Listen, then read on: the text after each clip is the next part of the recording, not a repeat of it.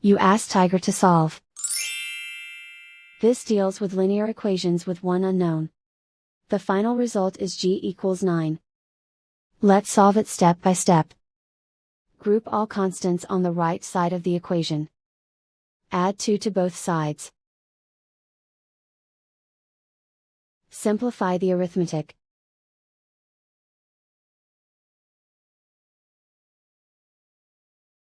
Isolate the g.